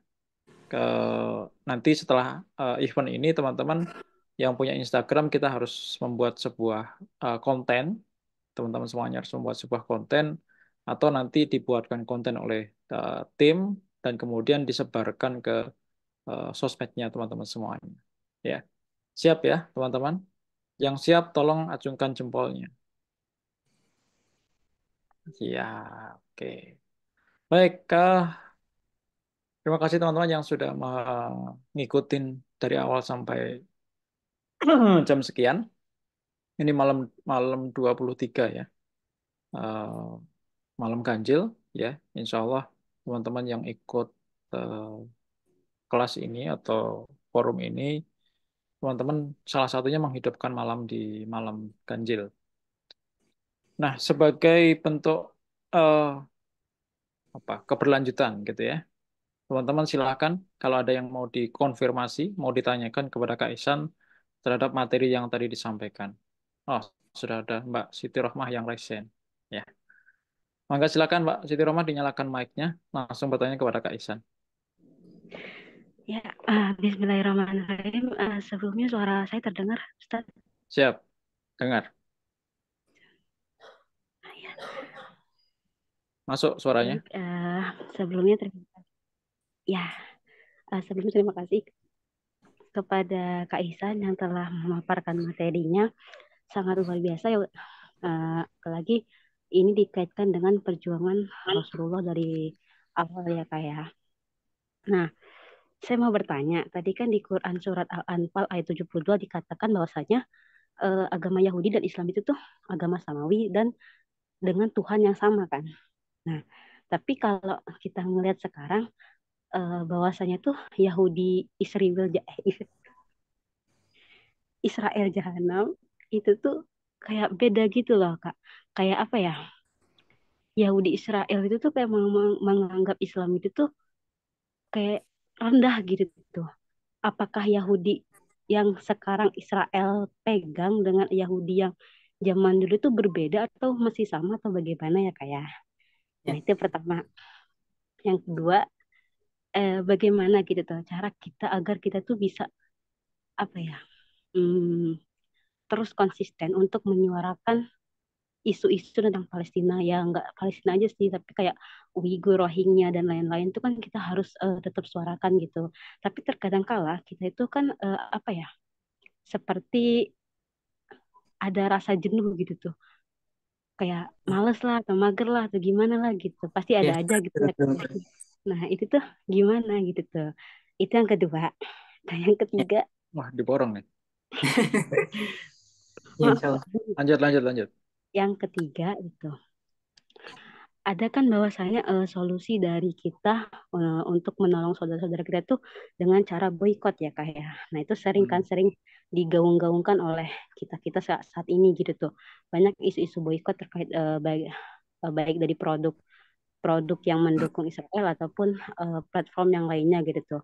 Nah saat ini kemarin tuh saya pernah sempat diskusi sama teman-teman saya gitu ya kayak bahwasanya mereka bilang katanya apa ya intinya tuh kayak buat apa sih boykot gitu tuh ya udahlah kan kita cuma makan satu doang dua doang nggak bakal ngaruh lah gitu tuh Iya, iya. kayak apa ya kasihan lah pegawainya kalau gak dibeli gitu tuh kan terus kayak ya udah sih satu doang ini nggak bakal ngaruh gitu kepada kan satu dari itu kan pasti tentu akan mempengaruhi ya kayak ada aja pengaruhnya gitu tuh terus pas saya bilang bahwasanya apa ya ya nggak boleh gitu tuh kita harus konsisten harus punya komitmen buat tetap boykot gitu tapi mereka bilang katanya atau kalau kalian mau apa ya boykot boykot gitu lihat aja sekarang kita kan pakai IG ini pakai WA itu kan punya siapa katanya itu kan mereka-mereka yang mendukung Israel katanya berarti kita juga jangan jangan menggunakan WA jangan menggunakan IG dan lain-lain gitu ya jadi kita harus kembali ke zaman dahulu dong katanya pakai HP tuh lalit katanya kan gitu kayak hah, nggak gitu loh gitu tuh, kayak itu gimana ya kak tanggapannya kita tuh gimana gitu biar bisa apa ya, Siap. saya tuh biar bisa menyampaikan nggak gitu loh konsepnya gitu. Oke. Mungkin itu kak, Sip. terima kasih. Ya, Oke. Bismillah. Ada 3 Masih ada. pertanyaan Kak Isan, bisa dijawab langsung, Mangga. Ya, Bismillahirrahmanirrahim. Ya, teman-teman semua, insya Allah saya jawab sebisa saya. Teman-teman semua, ya ini menarik, pertanyaan bagus dan ya tentang bagaimana yang pertama itu orang Yahudi dan orang Islam sebenarnya. Maka teman-teman semua bahwa perlu kita ketahui dan kita sadari sebenarnya kan semua nabi itu sama, ya kan? Kita Tuhannya sama, Allah Subhanahu wa taala sebenarnya yang dari mana dari situ kemudian tetapi memiliki syariat yang berbeda-beda gitu kan ya. Nah, maka ketika kita melihat seperti Nabi Ibrahim, gitu kan ya, kemudian Nabi Musa, itu kan ya, Nabi Musa kan pertama apa namanya, yang membawa Bani Israel itu kabur, gitu kan ya, dari kejaran Firaun ketika di Mesir. Nah, teman-teman semua, tapi ketika kita melihat Bani Israel, gitu kan ya, pada saat itu bahkan Allah muliakan derajatnya, gitu kan ya, di masa pada saat itu ya Allah tuh sangat memuliakan Bani Israel, gitu kan ya. Jadi Bani Israel itu adalah bangsa yang mulia karena apa? Itu adalah bangsa yang pada saat itu lahir di tengah-tengahnya Nabi Musa pada saat itu kan. Menjadi umat yang pada saat itu bahkan ya, sempat juga tergenosida oleh Firaun kan gitu ya. Nah, nah kemudian kemudian siapa namanya? Saya jawab namanya. Bani Israel itu kan dia ini ya, apa namanya, bahkan saat itu kan yang ini namanya yang di Jisna teman-teman ya, ya qaumi dukhulul ardul muqaddasata allati kataballahu lakum wa la tartaddu ala adbarikum fatanqalibu khasirin, ya kan. Nah tapi teman-teman semua, Bani Israel ini punya sifat-sifat lucu gitu kan ya. Yang pertama, Allah tuh sangat muliakan mereka, bahkan mereka tuh menjadi orang umat yang paling pintar di antara umat-umat yang lain, umat-umat yang bahkan fisiknya ganteng-ganteng, cantik-cantik gitu kan ya. Tetapi dia memiliki sifat yang satu lagi, sifat buruknya, yaitu adalah sifat membangkangnya yang luar biasa. Bahkan teman-teman semua, jangan heran Yahudi sekarang itu menggenosida orang-orang Bani Israel, orang-orang Islam pada saat ini. Mereka pun membunuh nabi-nabinya. Bahkan ini perkataannya yang sangat luar biasa tadi ya, bahwa pada saat itu, jadi Bani Israel itu memang aslinya kan memang daerah sana, ya kan? Pada saat itu, bahkan Allah sendiri pun awalnya pada ketika kita melihat kisah Nabi Nabi Musa, kan pada saat itu Nabi Musa itu diperintahkan untuk masuk kepada Baitul Maqdis, ya kan? Ya qaumi dukhulul ardal muqaddasata allati kataballahu lakum wa la tartaddu ala adbarikum fatanqalibu khasirin. Ya kan? Wahai kaumku, gitu kan ya, masuklah kalian kepada Baitul Maqdis. Allati kataballahu lakum, yang Allah tetapkan terhadap kalian. Ya kan? Wa la tartaddu ala adbarikum, gitu kan ya. Dan janganlah kau berpaling kan gitu ya. Fatanqalibu khasirin, gitu kan ya. Tapi apa jawaban mereka teman-teman? Qalu ya Musa inna fiha qauman jabbarin. Tapi Nabi Musa di situ kan ada orang-orang Jabar. Dia orang-orang Jabar itu adalah orang-orang yang Jabarin itu adalah orang-orang yang dia tuh badannya gede-gede. Makanya orang-orang pada saat itu yang tinggal di Baitul Maqdis pada saat itu. Walaupun ini, nah itu ya kami nggak akan mau masuk selamanya kecuali dia keluar dulu kan gitu kan ya. Nah, karena orang Bani Israel takut lah gitu ya. Nah, ya. Habis itu kemudian gini, lanjut lagi gimana ya? Qauliya Musa inna fiha qauman jabbarina wa inna lan nadkhulaha hatta yakhruju minha fa yakhruju minha fa inna dakhilun. Ya kan? Kemudian kalau rajulan madinah khaufun anamullah alaihim madkhulun bab fa idza dakhultu fa innahum ghalibun. Wa 'alal fattaqun yang kuntum ini ya kan ya. Habis itu ini. Qaulu ya Musa inna lan nadkhulaha abadan ma damu fiha fadaba anta wa rabbuka faqatila inna hahuna qaidun. Gitu kan ya. Tapi apa, jadi gini, Bani Israel pas itu terbagi menjadi dua. Ada yang taat dan ada yang ingkar. Orang-orang yang taat, qala rajulani minal ladina yakhafuna an amallahu alaihim adkhulu alaihimul bab. Dan ya, orang-orang yang beriman dia mengikuti apa yang diperintahkan. Tetapi orang-orang yang kafir, pada saat orang yang ingkar, orang Yahudi yang ingkar terhadap syariat Allah, gitu kan ya. Dia berkata, qalu ya Musa inna lan nadkhulaha abada ma damu fiha. Gitu kan ya. Musa, aku nggak akan mau masuk ke situ selamanya. Gitu kan ya. Fadhhab anta wa rabbuka faqatila inna hahuna qaidun. Ini jawabannya sangat-sangat gitu kan ya. Apa jawabannya? Dia bilang gini, udah kamu pergi aja sama Tuhanmu sana. Gitu.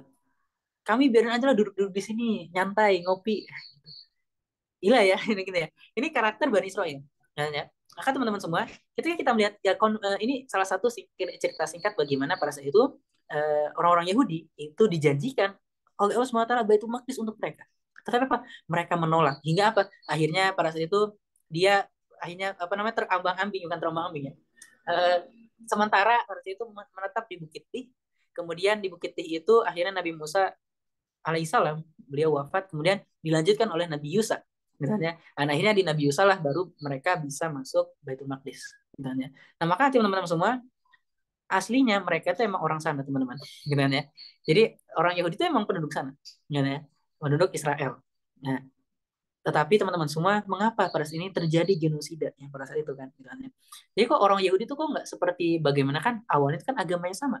Maka sekali lagi teman-teman semua, bukan kita membahas agama Yahudi atau agama Islam gitu kan ya, bukan tentang itu saja teman-teman, bahwa orang Yahudi itu memang adalah awalnya adalah syariat Islam nah ya, yang Yahudi yang asli ya gitu kan ya, yang namanya ya pasti orang-orang Yahudi ketika dia beriman pun gitu kan ya, maka dia akan mengimani Nabi Muhammad SAW ya kan ya, sebagaimana Allah berfirman, innalladzina amanu bil apa innalladzina amanu wa saya lupa. Eh, innalladzina amanu billahi rasuli. Sudah, teman-teman. Eh, eh,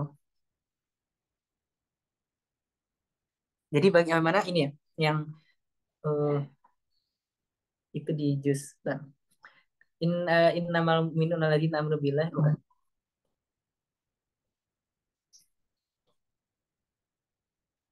Innalladzina amanu billahi wa rasuli. Apa? Jadi orang-orang yang beriman gitu kan ya, dari orang-orang kalangan Yahudi gitu kan ya, dari kalangan orang mukmin gitu kan ya, dari orang-orang Nasrani gitu kan ya, maka mereka adalah orang yang akan beriman kepada Allah SWT gitu kan ya. Maka di sini kita bukan terhadap tentang orang Yahudinya, tetapi ini mereka lah orang-orang yang Yahudi yang membangkang syariat Allah SWT gitu kan ya. Orang-orang Yahudi yang itu bukan Yahudi asli. Maksudnya apa?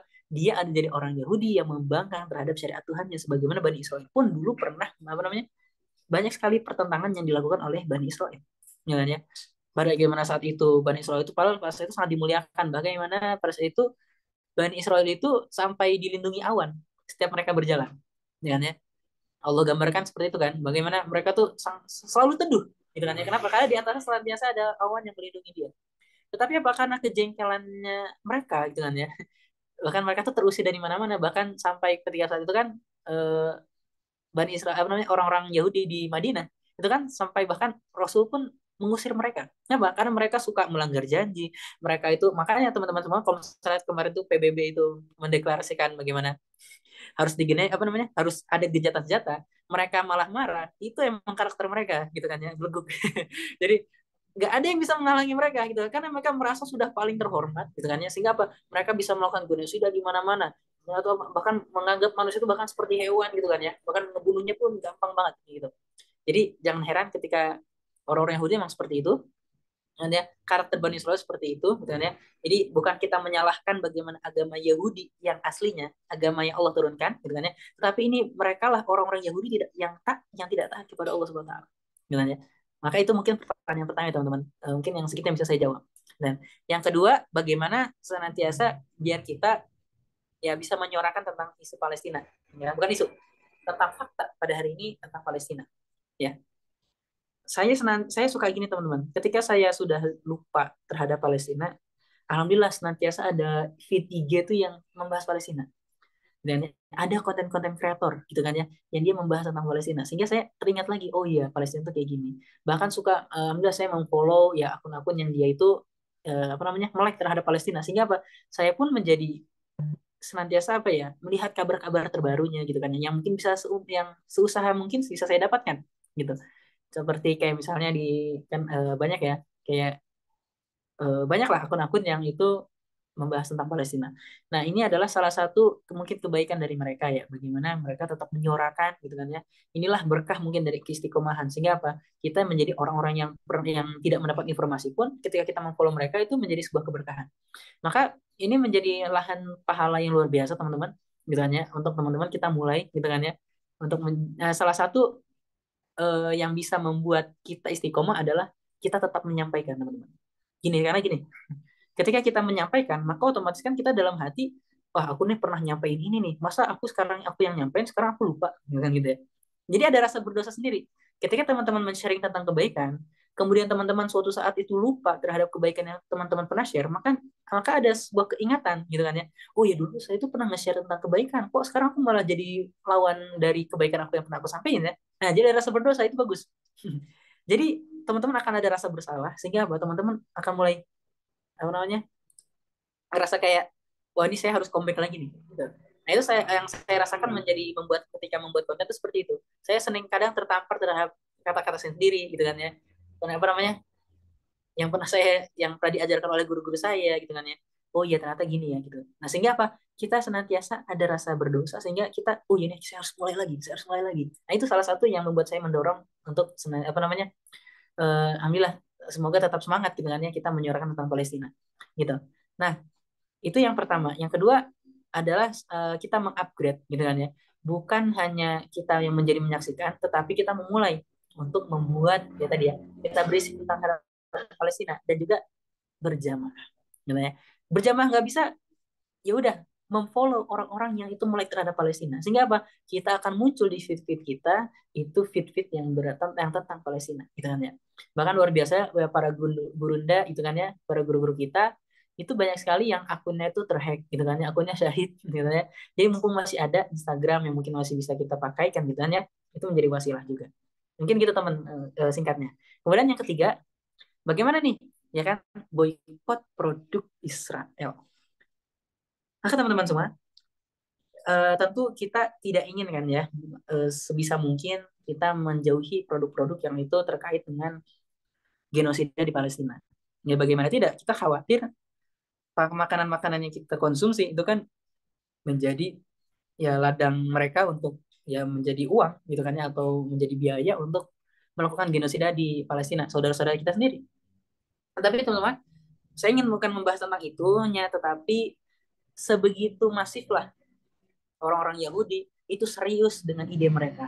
Orang-orang Yahudi yang tadi ya, orang-orang Yahudi Israel, itulah sebegitu serius mereka, sehingga apa? Bahkan mereka meraup biaya untuk menggenosida, untuk mewujudkan mimpi mereka memiliki negara sendiri.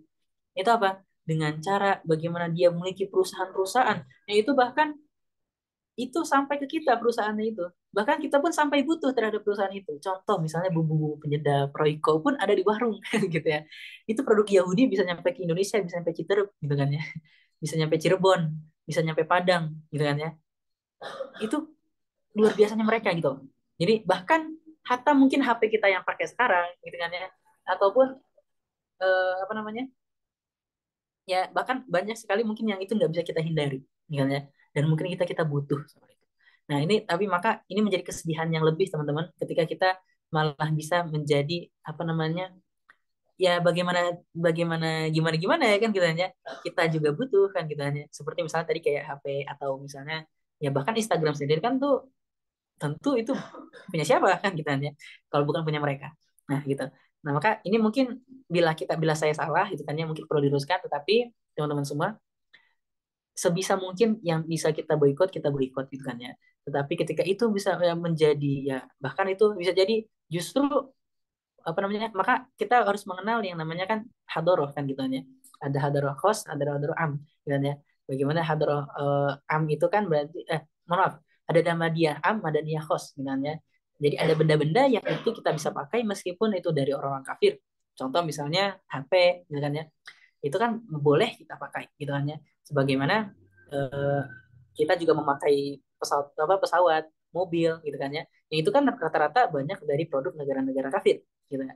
Maka ketika itu tidak menyangkut pada ya, di situ jelas gitu kan ya, bahwa apa namanya, di situ ada apa namanya hadoroh yang itu apa namanya, yang melekat pada saat itu, seperti misalnya contoh gereja, atau seperti contohnya apa namanya Borobudur gitu kan ya.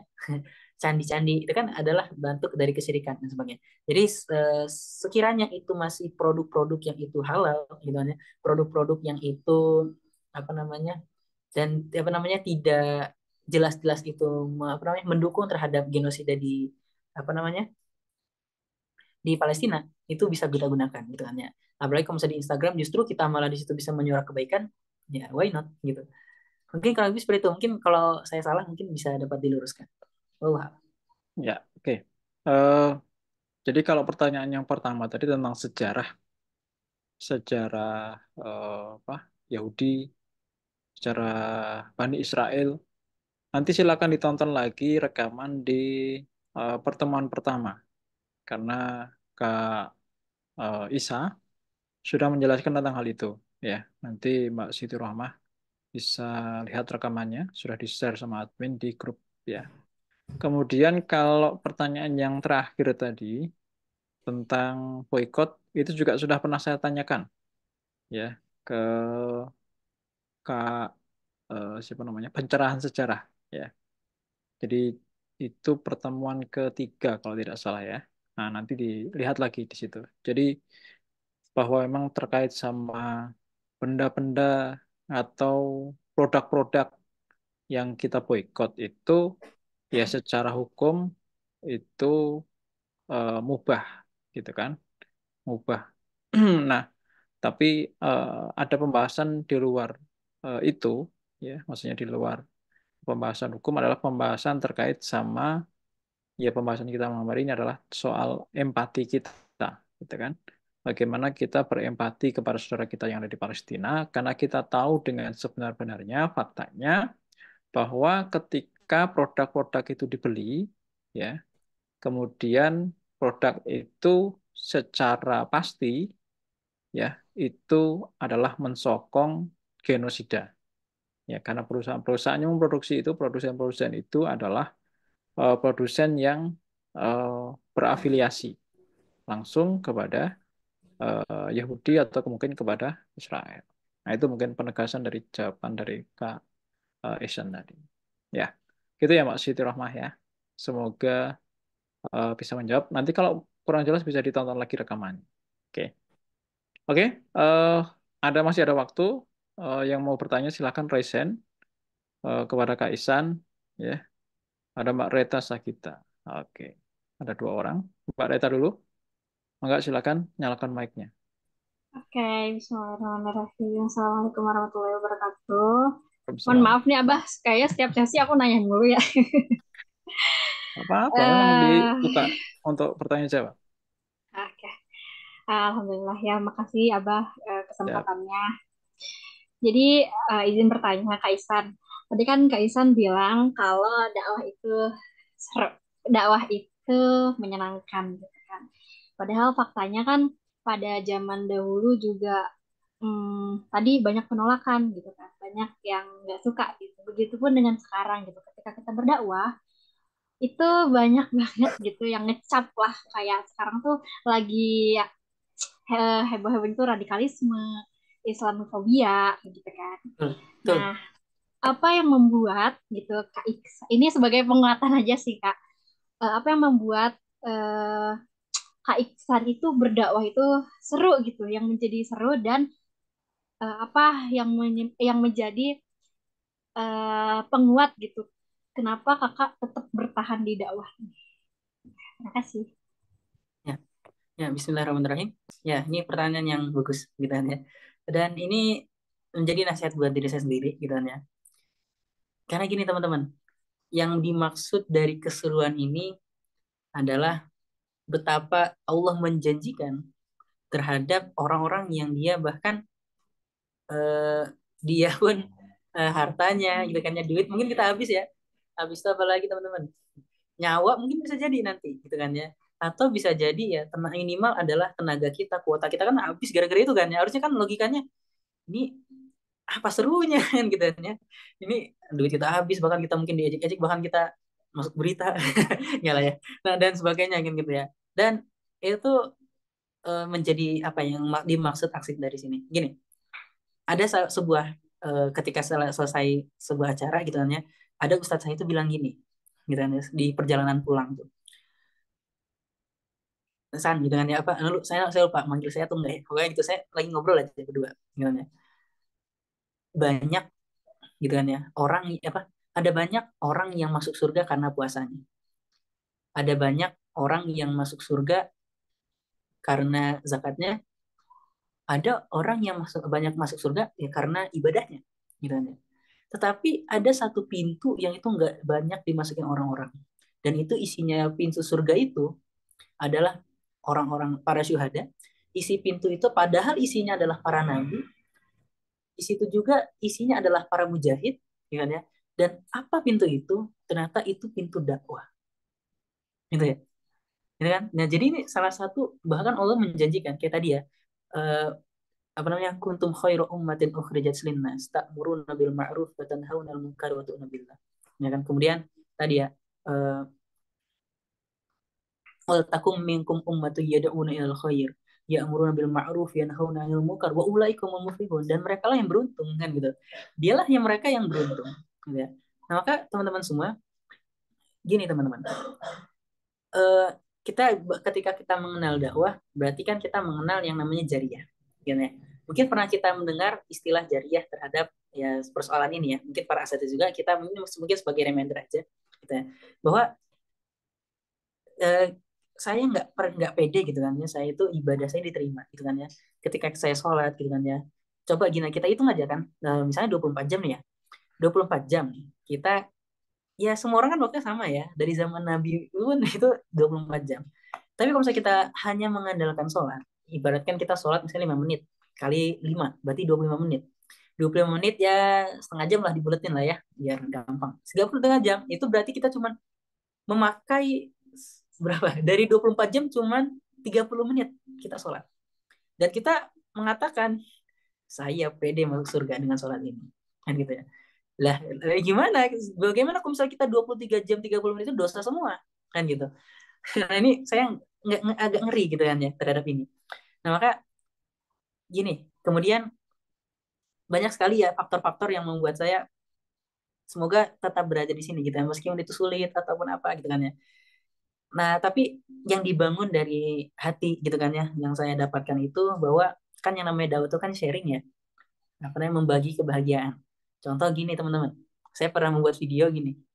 Teman-teman pernah makan apa ya, mungkin seblak atau warung-warung yang itu enak gitu kan ya. Tapi contoh misalnya gini, saya nemu misalnya ada sebuah ada yang jual mie apa namanya, misalnya ada jual seblak murah gitu kan ya, ini enak banget kan gitu kan ya.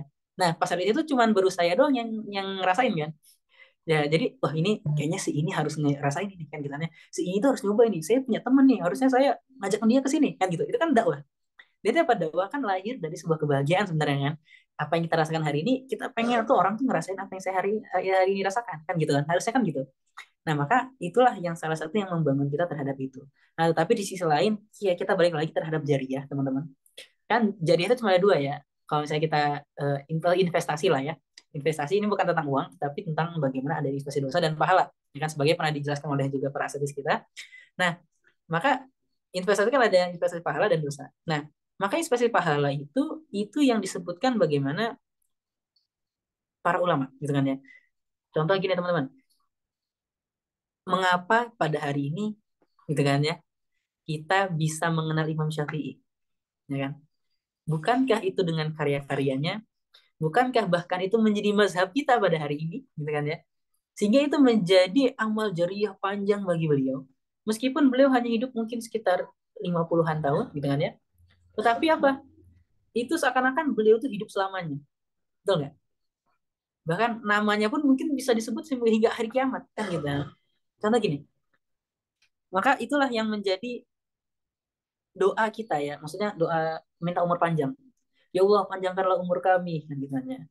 Ya, nah itu yang dimaksud, kita tuh pengen panjang umurnya kan, bukan kita umur hidup 1000 tahun kan, nggak enak juga ya. Bayangin aja kita hidup kita aja ngelihat kakek-kakek 100 tahun. Saya ada di sini tuh, di dekat pondok saya itu ada kakek-kakek, dia tuh udah umurnya udah 100 tahun, tapi dia masih bisa sholat, gitu kan ya. Tapi apa, kita kan nggak mau ya hidup sampai 100 tahun gitu kan, capek ya, udah jalannya bungkuk, lambat lagi kan gitu. Tapi kan bukan itu yang maksudnya kita harapkan, maksudnya dari takutnya kita malah hidup tuh udah makin sengsara, iya, dosa makin banyak, iya, enggak. Tetapi kita mau hidup berapapun umurnya, meskipun kita bisa jadi mati besok, tetapi apa yang bisa kita tinggalkan sehingga kita, nama kita tuh senantiasa disebut dalam doa orang apa, orang tua kita atau orang-orang yang menikmati kebaikan kita. Kan itu yang dimaksudnya kan. Umur panjang itu kita meskipun kita mati, tapi kita tetap apa ya teman-teman? Nama kita bukan nama kita disebut-sebut orang itu, tapi amal kita tuh senantiasa gitu kan terus gitu. Contohnya adalah misalnya kalau di Arab itu kebunnya Utsman bin Affan. Utsman kan punya investasi kebun kurma kan gitu ya. Bahkan sampai sekarang rekeningnya tuh masih ada. Gitu ya. Jadi duitnya tetap ngalir tapi meskipun orangnya udah wafat. Nah, itu maksudnya. Nah, itu salah satu. Jadi yang pertama itu adalah jariyah dakwah itu, yang kedua dakwah itu jaminannya langsung gitu kan ya. Ini pintunya langsung bareng orang-orang yang apa namanya luar biasa lah, pintu VIP lah gitu kan ya. Kemudian yang ketiga ini menjadi ya sharing happiness kita, kebahagiaan kita gitu. Itu yang maksudnya dibikin seru itu kan itu. Seru itu karena apa? Jaminannya pasti, ini dalam kebenaran gitu kan ya. Dan kita pun merasa bahagia terhadap itu. Nah, justru kalau ada permusuhan gitu kan ya. Misalnya apa namanya penentangan itu pasti ada gitu kan ya. Kenapa? Karena pada saat itu Nabi Muhammad SAW pun Islam itu gak diterima semua orang. Kan kayak tadi ya ada penolakan gitu. Itu pasti gitu kan ya. Jangankan kebaikan, keburukan pun itu banyak yang nolak. Apalagi tentang kebaikan gitu. Dan satu lagi teman-teman, bahwa dakwah itu yang saya rasakan ya meskipun saya masih newbie ya, masih baru, ini tergolong baru gitu kan ya. Karena kalau saya ngelihat dakwahnya Nabi Nuh itu 950 tahun, ya kan? Walau qad arsalna Nuhan ila qaumi falabitha fihim alfa sanatin illa khamsina ama. Gitu. Jadi Nabi Nuh itu kalau misalnya kita dakwah, aduh saya itu udah dakwah misalnya udah setahun ini kok nggak dapet ini ya, nggak dapet kontakan, nggak dapet apa namanya sahabat saya yang bisa menemani saya. Hey bro, kan gitu ya. Nabi Nuh itu dakwahnya 950 tahun dan pengikutnya cuma 40 pasang. Gimana nggak sedih kan itu, makan sampai gini. Nabi Nuh itu kan aslinya bukan Nabi Nuh. Jadi namanya adalah uh, siapa namanya? Nabi Nuh itu nama aslinya itu adalah aduh kok lupa lagi kan. Jadi Nabi Nuh itu aslinya itu Abdul Ghaffar. Nah, Abdul Ghaffar. Jadi nama asli Nabi Nuh itu Abdul Ghaffar. Nah, tetapi karena Nabi Nuh ini senantiasa nangis gitu, gitu kan ya, maka disebutnya Nuh karena asli katanya Naha ya Nuh kan gitu Nuhan. Nah jadi Nuh itu adalah sifat beliau yang itu beliau tuh senantiasa nangis gitu kan ya, sedih, umatnya itu apa ya, dablek banget lah kalau bahasa Sundanya ya gitu. Nah itu. Nah tapi ada salah satu nih terakhir ya, bahwa dakwah itu bukan hanya cacian tapi juga pujian. Itu zaman sekarang.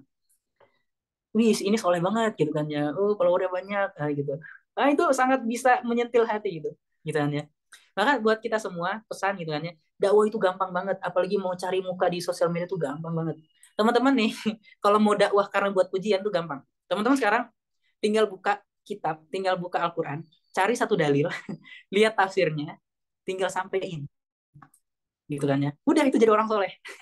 Gitu loh, maksudnya apa, jangan kita teribut, tapi itu adalah bagaimana kita apa namanya bukan menjadi itu ya, bukan kayak tadi gitu lah ya, tetapi dakwahnya adalah ya itulah keseruan kita sebagai anak muda gitu loh ya. Ini karena apalagi mengenal seperti Amr bin As, kemudian kita bukan Amr bin As, uh, ya banyak lah ya, seperti contohnya adalah ya banyak lah ya para sahabat yang muda-muda gitu kan ya. Luar biasa itu mereka mereka semua, seperti Khalid ya Khalid bin Walid bukan ya, Khalid bin Walid itu adalah seorang panglima kan gitu. Tapi itulah mereka para sahabat dan itulah mereka bahagia gitu kan ya. Kalau misalnya mereka ditanya kan gitu kan ya, kenapa mereka bisa bahagia, itu karena mereka mengetahui apa itu Islam. Karena kita tuh contoh gini, ini sekali lagi terakhir lagi sekali lagi. Ini menarik gini, contoh misalnya di opening kajian kan kita suka gini ya, alhamdulillah segala puji bagi Allah Tuhan salam yang telah memberikan kita banyak nikmat, nikmat iman, nikmat Islam. Pertanyaannya, nikmat seperti apa Islam itu kan ditanya. Maka nikmat Islam ini hanya bisa dirasakan oleh orang-orang yang tahu tentang Islam. Katanya, nikmat Islam ini hanya bisa diketahui oleh orang-orang yang paham tentang Islam. Maka ketika kita ingin menikmati ibadah, maka nikmatilah ilmu tentang Islam. Katanya, karena yang bisa menghantarkan Islam itu adalah ilmu. Katanya, maka ada 4 tingkat kan. Yang pertama kita tuh ada derajat orang bodoh.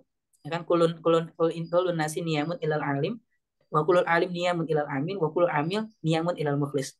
Semua orang bodoh, ya kan, sebuah manusia itu adalah orang bodoh. Ya, kan, ya. Niyamun, tertidur, gitu kan, di sini istilahnya tertidur.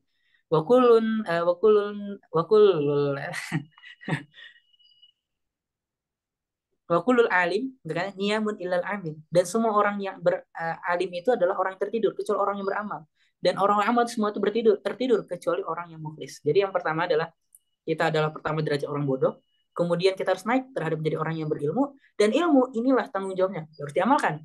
Nah, baru dari amal lah kita bisa menjadi orang yang ikhlas. Dan orang ikhlas lah inilah yang berhasil masuk surga. Gitu ya teman-teman semua. Mungkin sekian gitu ya Kak. Semoga sedikitnya terjawab dan semoga kita semangat. Oke, gitu. Siap. Oke. Eh, gitu ya, Mbak Reta. Jadi kalau latar belakang kenapa Mbak Reta itu pertanyaan seperti itu karena di pertemuan yang pertama ya sudah pernah curhat kenapa kemudian ya jadi merasa dakwah itu kok sendirian gitu ya. Oke, jadi sudah terjawab ya, sudah termotivasi insya Allah. Jadi eh, kalau tadi mungkin dibandingkan sama Nabi Nuh, nah itu mungkin 950 tahun ya, itu bisa dijadikan bandingan. Dan kalau dakwah sendiri juga Rasul dulu sendirian gitu ya di Mekah 13 tahun hanya dapat 12 orang ya. Nah, itu di Mekah gitu ya.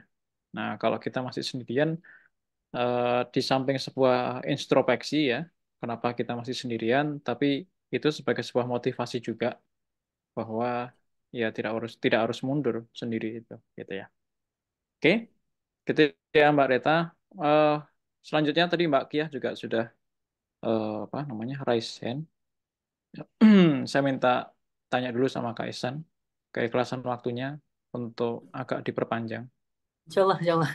Siap. Oke, Mbak Kia, mangga nyalakan mic-nya. Ya, terima kasih Ustadz atas kesempatannya. Yap. Bismillahirrahmanirrahim. Assalamualaikum warahmatullahi wabarakatuh. Salam. Izin bertanya ke Ihsan tentang Palestina hari ini ya. Hari ini kan trending tentang Netanyahu yang akan digulirkan ya oleh masyarakat Israelnya gitu tuh. Dan masyarakat Israel juga yang apa ya sudah capek gitu tuh dengan permasalahan saat ini gitu. Dan juga tentang permasalahan yang AS dengan Israel yang sedang konflik juga ya. Itu tuh sebagai angin segar ya bagi kita umat muslim gitu tentang kabar gembira gitu tentang apa sih kemenangan Islam akan tiba gitu tuh. Nah, yang aku mau tanya ini tuh tanda apa sih tanda apa sih yang muncul gitu untuk menandakan bahwa kemenangan Islam itu akan tiba gitu. Dan juga mm, tentang bagaimana sih tanda untuk eh, kapan gitu tuh pembebasan Al-Aqsa itu akan datang gitu. Itu Ihsan. Semoga dimengerti. Terima Ya, kasih. ya. Bismillahirrahmanirrahim. Banyak ya, itulah isi hati mereka asli sebenarnya, bahwa mereka itu terlihat ya kompak ya antara Israel, Amerika dan orang-orang kafir itu terlihat dari sekilas. Kalau saya lihat itu mereka kayak kompak banget ya, mereka saling bantu, mereka saling ini. Salah apa? Sesungguhnya isi hati mereka tuh saling bermusuhan, sebagaimana Al-Quran gambarkan seperti itu kan, bahwa mereka tuh hatinya itu nggak bersatu, meskipun jiwanya itu menyetujui gitu kan ya, saling setuju, saling sepakat dalam rapat gitu kan ya, tapi isi hatinya luar biasa gitu kan ya. Dan isi hatinya tuh justru mereka saling bermusuhan, mereka memiliki kepentingan masing-masing dan sebagainya. Dan inilah ya kebobrokan sistem mereka hari ini gitu kan ya. Mereka belum bertahan lama, tetapi justru itu yang terjadi gitu kan ya, kekacauan di mana-mana dan sebagainya. Dan inilah manusia. Nah, lalu kapan tanda-tandanya kebangkitan itu bisa hadir? Nah, ya. Maka ini ada kaitannya ya, bahwa sampai kapan mereka pun itu menyuarakan terhadap seruan mereka, ya kan? Maka ini luar biasa teman-teman, Allah gambarkan di Al-Quran kan, gimana mereka itu tidak akan pernah berhenti dengannya, apa namanya, menyuarakan senantiasa itu kan ya, terhadap apa namanya, ajaran-ajaran mereka dengannya, bagaimana luar biasa lah gitu kan ya. Bahkan mereka nggak akan pernah berhenti kecuali hingga kita tattabi'a millata, mengikuti agama mereka gitu kan ya, dalam Al-Quran gitu. Jadi orang-orang kafir itu akan senantiasa seperti itu gitu kan ya, mereka akan menghancurkan Islam gitu kan ya, sehingga apa, hingga mereka berhasil diikuti oleh kita gitu kan ya. Kita jadi ikut mengikuti mereka. Dan ini menjadi musibah justru. Pada hari ini itu sudah terjawab bahwa kita pada hari ini mengikuti apa yang mereka bawa, ya kan? Mulai di perfilman, itu kan ya. Itu nggak kerasa kan, meskipun kita nggak pernah ditembak di Indonesia, tetapi kita ditembak lewat film-film yang luar biasa, gitu kan ya. Bagaimana kampanye LGTV, ya kan, gitu kan ya. Itu sangat luar biasa, ya kan. Bahkan dalam dunia perfilman, banyak-banyak film-film yang bahkan dia sampai menang di Oscar, dimenangkan di Oscar. Itu apa-apa isinya film yang eh, di Piala Oscar itu film yang menang itu ada salah satu film, tapi itu filmnya emang bagus, gitu kan ya. Dari segi visual itu bagus banget, gitu kan ya. Editannya bagus, gitu kan ya. Tetapi dia mengandung unsur-unsur yang itu tentang LGTV kan gitu ya. Ya, itu salah satu surannya. Nah, maka tanda-tandanya apa? Maka tanda-tanda yang perlu kita dan bisa kita apa namanya? Kita menjadi peran di situ adalah semua itu akan berakhir ketika umat Islam bersatu, gitu. Maka pada saat ini akhirnya umat Islam sedikit demi sedikit matanya terbuka, kan ya. Maka pada saat itu ada sebuah perkataan dari Yahudi kan gitu kan ya. Ya, aku tidak berani membangunkan singa itu. Gitu. Maksudnya apa? Islam pada awal ingin mendirikan negara Yahudi, kan ya. Tetapi apa yang dia katakan? Tapi singa itu sudah terlalap, gitu. Sidang itu sudah tidur terlelap, maka dia nggak akan bangun, gitu. Maka yang dikhawatirkan oleh orang-orang kafir adalah ketika Muslim itu bangkit, ya kan gitu. Maka inilah yang apa namanya kemudian dimulai dari mana teman-teman, gitu kan ya. Kita bukan masalah menunggu kemenangan itu, gitu kan ya. Karena kemenangan itu pasti, ya kan gitu ya. Itu sudah pasti kemenangan, tinggal kita sambutnya dengan cara apa, kan gitu. Maka hal yang sangat mudah adalah bagaimana, bukan yang mudah ya. Tentu ini sulit jika Allah sulitkan dan mudah jika Allah mudahkan, gitu kan ya. Adalah memulai dari tempat kita sendiri, gitu kan ya. Adalah mulai dari gimana kita hidup, gitu kan ya. Maka disitulah kita memiliki tugas, gitu. Itu yang saya apa ya?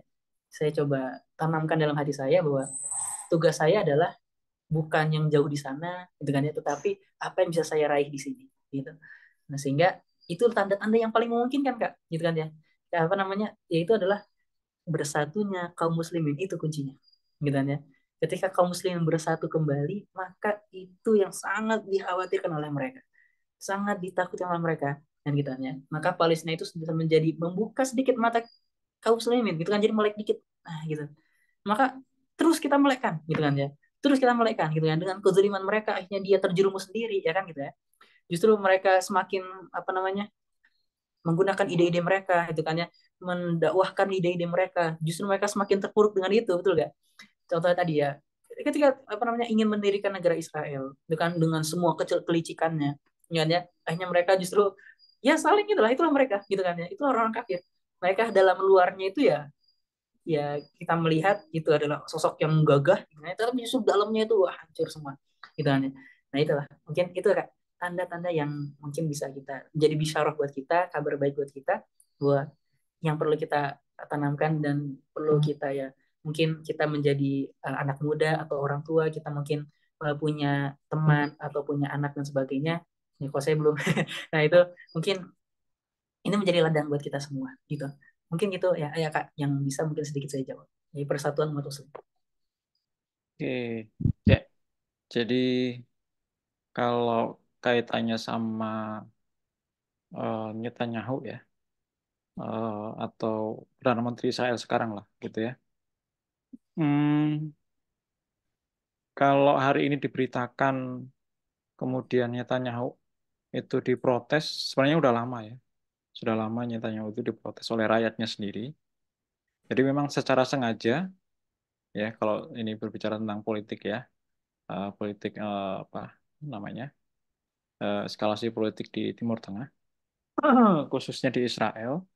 Jadi Israel itu kan nggak bisa lepas dari Amerika.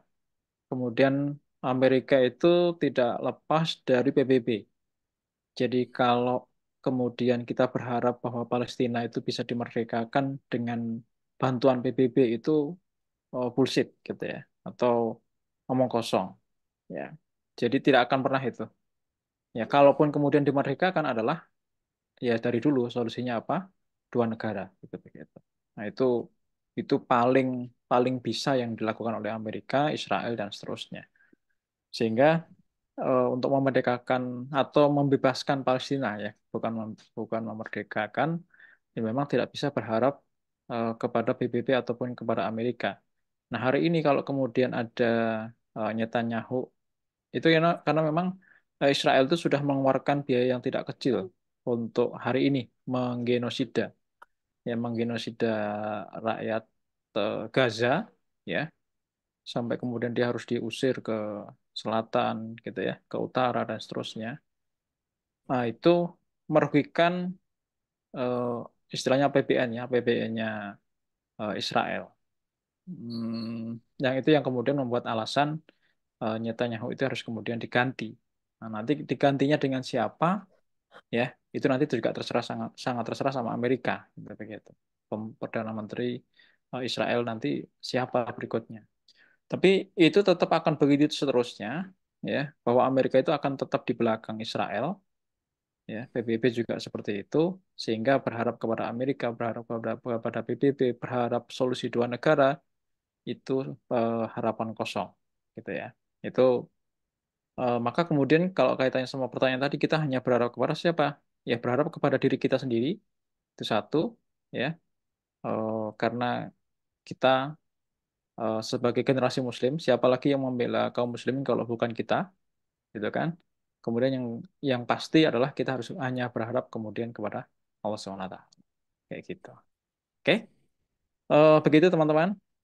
Malam hari ini eh, sudah jam 10 lebih. Kalau saya buka satu lagi gimana, Kak Ihsan? Ya, apa apa, coba. Ikut dulu, Ustaz. Kalau masih ada yang mau bertanya, silakan. Ya, pertemuan malam hari ini, silakan resen. Ya, nah, nanti bisa dibuka mic-nya. Kalau tidak ada, berarti ya cukup. Oke, gimana teman-teman? Cukup ya dari yang disampaikan sama Kak Ihsan. Pembahasan kita malam hari ini. Jadi eh, sesuai dengan temanya bahwa empati for Palestine itu bukan hanya sebuah harapan, tapi itu harusnya jadi cita-cita kita semuanya, gitu ya. Yang harus dalam tanda kutip wajib ya empati, dan empati itu tidak hanya cukup di empati saja, tapi kemudian harus peduli dan kemudian aksi. Oke. Nah, sebagai bentuk aksinya teman-teman, nanti teman-teman di grup boleh nanti mungkin admin juga akan nanya atau mungkin saya yang akan nanya, karena ada beberapa teman yang di grup apa namanya tidak hadir malam hari ini. Nanti akan kita coba lakukan polling di grup, ya kira-kira forum seperti ini, ya pesantren virtual Abah atau apalah namanya nanti, itu layak untuk diteruskan atau tidak, ya. Karena kalau menurut saya pembicaraan ini, ya terutama eh, apa namanya salah satunya adalah Palestina, itu menjadi sangat penting dan harus terus kemudian gaungkan, harus terus digulirkan. Jadi tidak boleh berhenti. Nah, maka kemudian siapa yang harus berbicara? Salah satunya adalah anak-anak gen milenial sama gen zilenial. Itu dua-duanya harus berbicara tentang Palestina. Gitu ya teman-teman ya. Oke, karena sudah tidak ada yang bertanya, terima kasih kepada Kak Ihsan, jazakumullah khair atas apa namanya materi pemaparannya malam hari ini. Eh, Luar biasa, ya. Eh, Meskipun nanti tetap harus diskusi ya dengan saya terkait sama struktur materinya. Nah, jadi eh, belum pernah ikut AOD ya, Kang Ihsan, Kak Ihsan? Belum sempat, Ustaz. Wah, belum sempat, wah, karena terlalu sibuk dia. Oh, Iya, baik, gitu. Teman-teman sekalian juga terima kasih atas kehadiran teman-teman semuanya.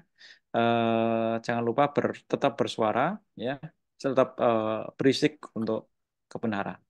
Oke, baik, kita cukupkan pertemuan malam hari ini. Kita akhiri dengan doa penutup majelis. Bismillahirrahmanirrahim. Subhanakallahumma bihamdika.